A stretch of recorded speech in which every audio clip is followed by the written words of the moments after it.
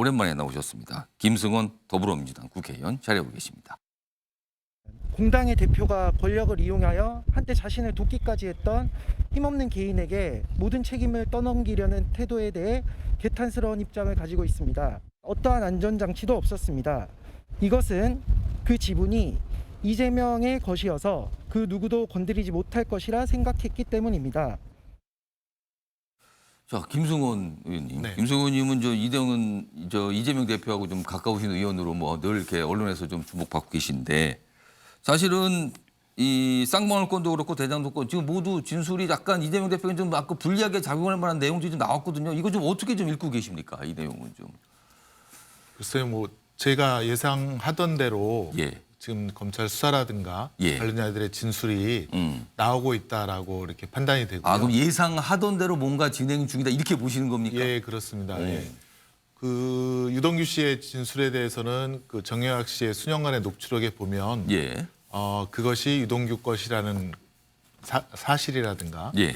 또 김만배 씨가 어떻게 유동규 씨에게 전달할까 그런 방법을 서로 논의하는 과정이 굉장히 상세하게 예. 나와 있는데 갑자기 유동규 씨가 지금 검찰에 구속된 상태로 만약에 천화동인 1호가 자신의 것이라고 하면 뭐 10년 이상의 징역형도 받을 수 있고 예. 수백억을 추징당할 수 있는 상황이기 때문에 예. 그런 상황을 모면하고자 진술을 바꾼 게 아닌가라고 그럼 예상을 본인을 했었는데 위해서 본인의 향후의 어떤 미래나 이런 걸 위해서 지금 진술을 바꾼 거다 이렇게 판단을 하십니까? 지금? 네네 저희는 예. 그렇게 보고 있습니다. 왜냐하면 자유로운 상황에서 그 대장동 관련자들이 나눈 예. 그 수많은 대화와 지금 구속을 간신히 모면하고 보석 상태에서 예. 자기 책임을 면하기 위한 그 진술이 너무나도 다른 예. 것인데요.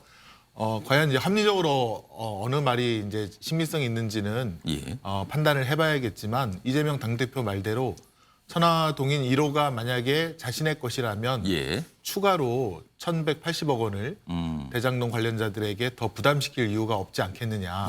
또 그렇게 그 성남시 주도의 예. 개발을 하려고 했던 노력들을 살펴보면 대장동 관련자들의 진술이 사실과 맞지 않다라는 것에 더 저는 신빙성이 있다라고 보여지고요. 그러면 쌍방울 예, 쌍방울권. 네. 요건 또 새로 나옵니다. 오늘 새로 나온 얘기예요, 지금요. 네, 예. 네. 쌍방울 건 같은 경우에는 제가 알기로도 예. 김성태 씨와 이재명 씨가 친분이 있다라는 예. 전제 하에서 검찰이 이제 수사에 돌입한 것으로 그렇게 보여지고요. 그러니까 둘 사이에는 친밀하고 관계가 밀접하다. 이거를 검찰이 전제로 깔고 수사를 하고 있다. 이렇게 보시는 겁니까, 네, 지금? 네, 그렇습니다. 네, 그렇게 하고 그다음에 지금 이제 쌍방울은 사실은 예. 대북 송금보다는 변호사비 대납 예. 관련된 일이 가장 그 주된 핵심이었는데 예. 그것을 피해서 지금 이제 김성태 씨가 태국으로 도망갔다는 거 예. 아닙니까? 근데 태국으로 도망가기까지의 과정을 보니 검찰이 쌍방울에 대한 압수수색이 들어간다라고 정보를 제공하고 그것에 따라서 일단 피해 있는 게 좋겠다라고 하는 그런 정보를 김성태 회장에게 준 사람이 그 이남석 변호사 아닙니까? 예. 사실 이남석 변호사는 친윤 검사 사단 중에 아주 또 핵심적인 일을 하고 있는 사람이기 때문에 예. 과연 쌍방울에 연관된 그런 사람들이 예. 이재명 대표와 가까울까 아니면 이남석 변호사 예. 등 검찰 분들과 가까울까 그것에 대한 일단 국민에 대한 그런 그 시각도 좀 있다라는 점을 말씀드리고 약간 싶습니다. 시각이 뭐 약간 뭐랄까요? 지금 김승원 의원께서는 약간 의심을 섞인 약간 뭔가 있는 거 아니냐 이런 시각인데 근데 그거는 변론을 해더라도 이 진술은 심상치는 않아 보이거든요. 북한에 300만 원짜리 갔는데 목적이 이재명 당시 경기지사의 방북을 준비하려는 것이었다.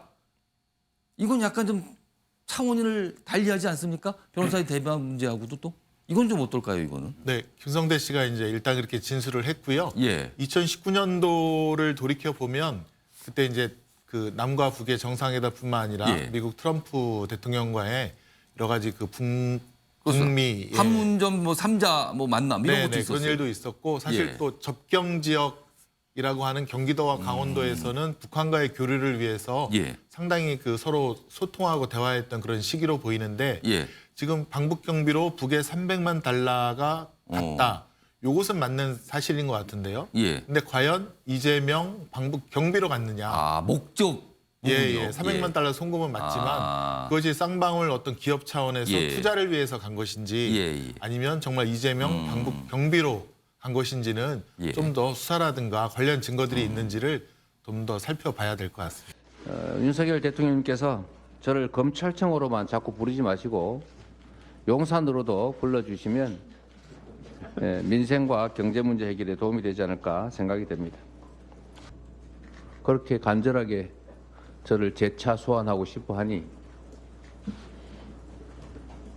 또 가겠습니다. 참으로 옳지 않은 일이지만 결국 제가 부족해서 대선에서 패배했기 때문에 그 대가를 치르는 것이라고 생각하고 모욕적이고 부당하지만 패자로서 오라고 하니 또 가겠습니다. 이재명 대표가 하고 싶은 말은 대선에 진 패배자로서 나는 조사를 받는 거다. 이걸 얘기하고 싶은 것 같네요, 지금요.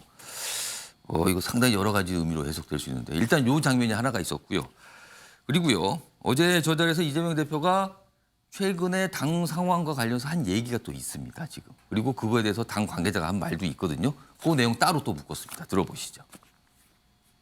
이 수사라고 하는 게 오늘 내일 안 하면 내일 모레 안 하면 무슨 큰일이 나는 것도 아니고 그렇기 때문에 변호인과 일정을 좀 협의하도록 하겠습니다. 그리고 가급적 전에 말씀드린 것처럼 주중에는 좀 일을 할 수 있게 좀 주말을 활용하면 좋겠다는 생각이 들고요. 다시 한번 간곡히 부탁드리는데 오지 마십시오. 저하고 변호사하고 갈 테니까 그 추운 날 너무 고통받지 마시길 바랍니다. 당 차원에서 윤석열 검사 독재 정권 규탄과 민생 파탄에 대한 국민 보고대회를 이번 주말에 서울에서 개최할 예정입니다. 자, 김수호 의원님. 지금 알려지기로는 측근들은 출석하지 말라고 말렸다고 하는데 이재명 대표는 출석하겠다고 했습니다. 왜 그런 겁니까? 예, 저도 이번 그 검찰의 수사가 예. 거의 뭐 기소가 정해진 그리고 수사 과정에 이재명 대표의 어떤 진술의 불일치라든가 예. 착각, 착오를 갖다가 이용하려는 그런 함정 수사라는 인식을 갖고 있었기 때문에 예. 출석을 안 하시는 게 좋겠다라고 예. 그렇게 건의는 드렸는데요. 근데 글자 그대로 또 말씀 그대로 제가 볼 때는 검찰 출석으로 인한 논란을 잠재우고 이제 국민의 고통이라는 얘기 하지 않았습니까? 예. 거기에 방점이 저는 찍혀져 있다고 봅니다. 지금 연속 무역 적자라든가 예. 또 난방비 폭탄이라든가 또 고물가라든가 또 경제 어려움 이런 것들을 우선 좀 대통령과 함께 야당 대표로서 논의하자라는 제안을 함께 주는 것이라고 저는 생각을 했고요. 오히려 그런 국민의 고통, 예. 인생을 살리는 거에 방점을 둔 그런 예. 답변이라고 저는 생각이 됩니다. 혹시 이번에 이제 2차 출석 통보인데, 그러니까 검찰에서는 조사할 게 많기 때문에 또 와야 된다는 얘기를 반복해서 강조했거든요. 그래서 만약에 이번에 거부하게 된다면 검찰 입장에서는 조사를 하고 싶은데 못 한다. 이 뜻이 되는 거예요. 검찰 입장에서는. 그렇다면은 이거는 이재명 대표가 향후에 검찰의 구속영장 청구를 미연에 막기 위한 검찰 출석 아닌가라는 해석도 나옵니다. 이건 어떻게 판단하십니까, 김수호 의원님? 우선 검찰 질문지가 100페이지라고 했는데 예. 이재명 대표가 얘기했듯이 나중에 이제 조서를 다 꾸미고 보니까 200페이지였다라고 예, 그렇습니다. 해서 충분한 이제 조사가 이루어졌다라고 말씀을 하시는 거고요. 두 번째는 그 구속영장 청구는 지금 제가 볼 때는 그 검찰에서는 강행을 할 것 같습니다. 왜냐하면 이제 언론 보도를 그럼 보면 출석을 이번에 2차 조사까지 마치더라도 구속영장 청구를 한다 이렇게 판단하십니까? 네, 일단 서울중앙지검으로 모든 사건을 모은다는 언론 보도가 있었는데요. 예. 대장동 사건, 백현동 사건, 뭐 성남 FC 사건까지 모을지는 모르겠지만 모은다는 것은 결국 이걸 하나로 묶어서 예. 영장을 청구하겠다라고 하는 의사의 표명이다. 저는 이렇게 보여져서 예. 사실 뭐 영장 청구를 사전에 염두에 두고 했다라기보다도 청구할 걸로 예상을 한다. 아예 지금 예, 그런 그렇습니다. 거네요. 예, 지금요. 예. 알겠습니다. 그렇게 보고 있습니다. 하나 더 질문 드리면 지금 조정식 이 의원께서 말씀하셨는데 주말에 이른바 국민보고대회라는 이름의 장외 집회를 열리겠다고 예고를 했거든요. 근데 좀 이재명 대표의 얘기에 말하면 주말에 출석하겠다 그랬어요. 그러면 이재명 대표가 검찰에 출석하는 날 서울에서는 장외 집회가 열리는 거예요. 민주당에서 약간 뭔가 좀 이렇게 계획을 짜고 계신 건가요? 아니면 이걸 어떻게 좀 봐야 됩니까, 이거는? 검찰에서는 지금 이제 그 백현동이라든가 여러 예. 사건들을 중앙지검으로 모으겠다라고 하는 그런 언론 보도가 있었는데요.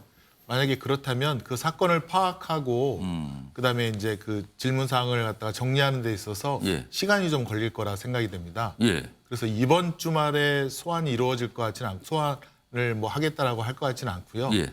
다음 주나 다다음 주 정도. 아, 그럼 주말이라는 거 이번 주말이 아니라 다음 주말 정도로 보신다는 겁니까? 네네 그렇습니다. 그럼 집회 날짜는 겹치지 않는다 이렇게 보시는 겁니까? 예, 저희는 그렇게 예상을 하고 있습니다. 그리고 이재명 당대표는 주중에는 당대표로서 예. 국회의원으로서 업무를 충실히 하고 주말에 본인과 관련된 검찰 조사라든가 그렇게 임하겠다라는 그런 뜻으로 보시면 될 것 같습니다. 사실 김의겸 의원 지금 대변인을 맡고 계신데 앞서 사실은 청남동 심야 술자리 의혹 제기가 사실은 글쎄요 정치권에서 이렇게 판단하죠. 이건 큰 헛발질이었다 지금. 약간 좀 논란이 되는데 그냥 그렇게 돼버렸거든요.